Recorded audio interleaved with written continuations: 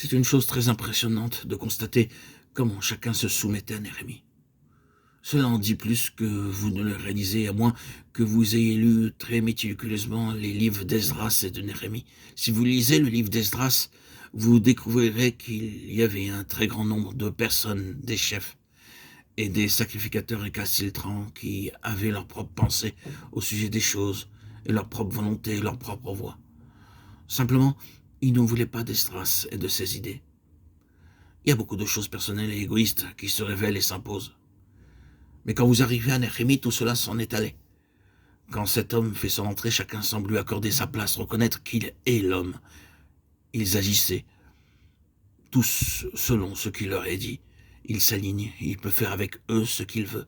Voyez-vous, quelques-uns de ces chefs ont acheté les biens et les terres du peuple.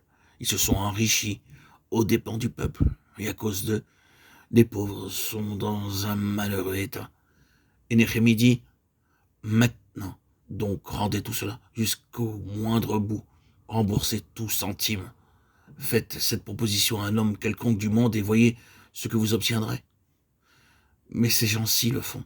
Il semble que peu importe ce que Néhémie réclame ou demande, ils le font. Passez au livre des Actes. Ici, tous reconnaissent que Jésus est Seigneur et se soumettent à lui. Il n'y a purement et simplement que l'unique élément rebelle en Ananias et Saphira. Mais il ne fut pas avantageux pour eux de briser le régime de la Seigneurie de Christ. Il les brisa. Mais quant aux autres, ils cédaient tous. Biens, terre, argent, eux-mêmes, tout. Tous s'engageaient dans une merveilleuse soumission au Seigneur Jésus.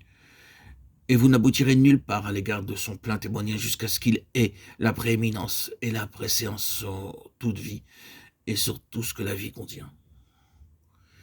Il y a un facteur correspondant qui est parfaitement clair. Le peuple, les sacrificateurs, les chefs, tous accordèrent à Néhémie la place de direction. Dans cet haut mouvement de Dieu, tous accordèrent à Jésus-Christ sa place comme tête. En vérité, il fut non seulement prêché comme Seigneur, mais tout lui fut accordé en tant que Seigneur.